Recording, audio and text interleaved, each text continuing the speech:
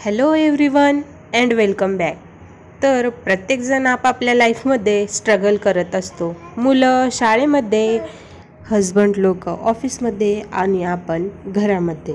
अशा काही भरपूर अशा सवयीत आहेत की ज्या प्रत्येक गृहिणींनी संध्याकाळी झोपण्याच्या आधी लावल्याच पाहिजे, जेणेकरून सकाळची धावपळ खूप जास्त कमी होते आणि सकाळची कामं अशी पटपट आवरल्या जातात. चला तर मग व्हिडिओला सुरुवात करूया. व्हिडिओ आवडल्यास व्हिडिओला लाईक, शेअर, सबस्क्राईब नक्की करा.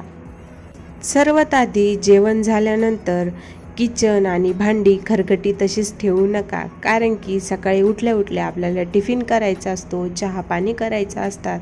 सकाळी उठलं की ते आवरायचं, मग बाकीचं आवरायचं, त्यामध्ये आपला खूप जास्त टाईमपास होतो.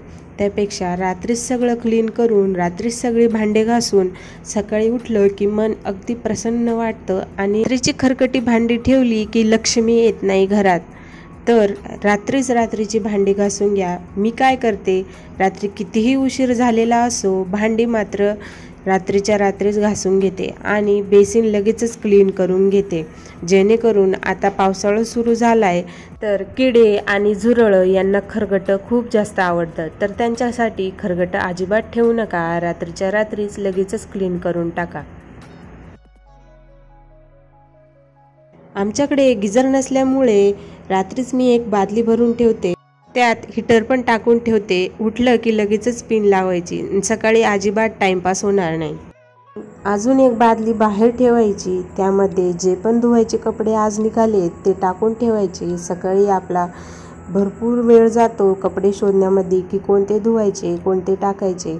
तर जे पण धुवायचे ते मी यांना विचारते की तुमचे कोणते कपडे धुवायचे, ते लगेचच मी बादलीमध्ये टाकून देणार, जेणेकरून सकाळी माझा अजिबात कपडे शोधण्यामध्ये टाईम जाणार नाही. आपण कपडे सगळे घरात असल्यावर तर काय लगेच धुवत नाही, सगळे ज्याच्या त्याच्या कामाला गेल्यानंतरच आपण आपलं काम आवरतो. तर नंतर म्हणतात की हे नाही धुतलं का, ते नाही धुतलं का, त्यापेक्षा आधीच विचारून बघा आणि मग धुवा. चला तर आता हॉलकडे वळूया. कोणाची चावी तर कोणाची बॅग, सगळं काही येतं आणि पलंगावर येतं. कोणाचा टेबल असेल तर त्यावरती जातं. कोणतीच वस्तू कोणत्याच जागेवर जाणार नाही, तर ती फक्त येईल पलंगावर. तर तेच मी त्याच्या जागेवर पसारा आवरून ठेवते, कुलपेच्या जागेवर ठेवते, बॅग एका बाजूला टांगून ठेवते. तर हे फक्त आमच्याच घरात नाही तर प्रत्येकाच्या घरात हेच असेल. मी पलंग लगेच आवरून घेतला आणि झाडू वगैरे मारून घेतला, जेणेकरून सकाळी माझा झाडू मारण्यात आणि आवरण्यात अजिबात वेळ जाणार नाही. तर प्रत्येकाला पडणारा हा प्रश्न की डब्याला काय देऊ, सकाळी भाजीला काय बनवू, हे विचार करण्यात खूप जास्त वेळ जातो आणि टाईमपास खूप जास्त वेळ होतो. तर फ्रीजमध्ये काय काय भाज्या पडल्या आहेत ते रात्रीच डिसाईड करून द्या की कोणाला काय द्यायचं, कोणाला काय द्यायचं. म्हणून मी रात्रीच बघून ठेवते की, आणि माझा अजिबातही टाईमपास होत नाही.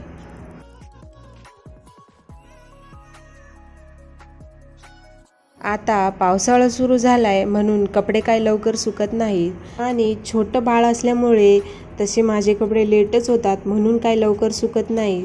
मी रात्रीच काढून ठेवते. जे पण काही सुकलेले नसतात ते घरामध्ये वाळत टाकते. असं म्हणतात की लहान मुलांचे कपडे बाहेर ठेवू नये, म्हणून मी रात्रीच काढून ठेवले की बाहेर घरामध्ये वाळत टाकून देते. जे पण कपडे सुकले त्यांच्या घड्या मी लगेचच मारून घेते.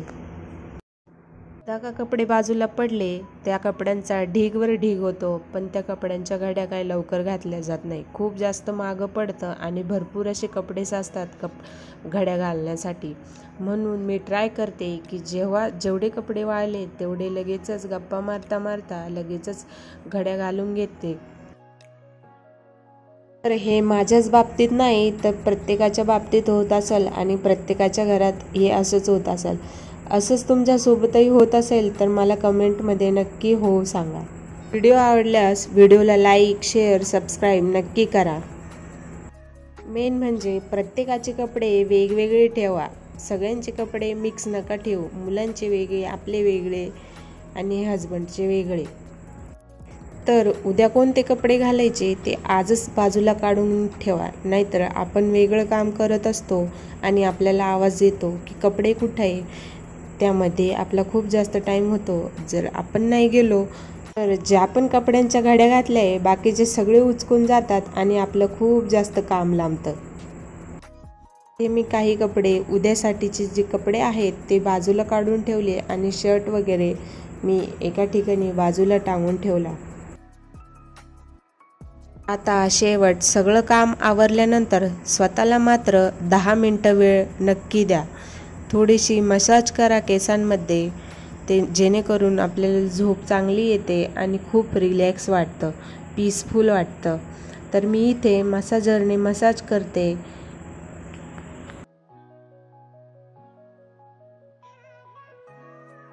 आपण सगळी कामे करतो पण स्वतःकडे मात्र अजिबात बघत नाही. तर त्यासाठी नक्कीच स्वतःकडे बघा आणि 5 ते 10 मिनटं रात्रीची झोपण्यापूर्वी स्वतःला नक्की द्या.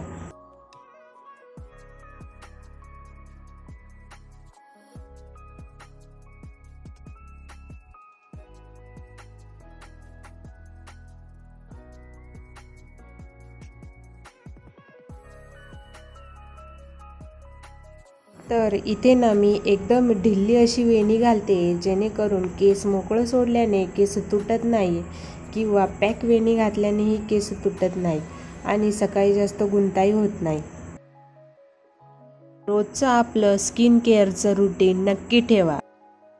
स्किन केअर केल्याशिवाय रात्री अजिबात झोपू नका. जो पण काही फेस वॉश तुम्ही यूज करत असाल तो लावा आणि टोनर वगैरे लावून, क्रीम वगैरे लावून मस्त मसाज करा 1 ते 2 मिनटं आणि स्वतःचं स्किन केअर प्रॉपर करा. कसा वाटला व्हिडिओ कमेंटमध्ये नक्की सांगा आणि पुढचा व्हिडिओ कशावर बनवू हेही सांगा.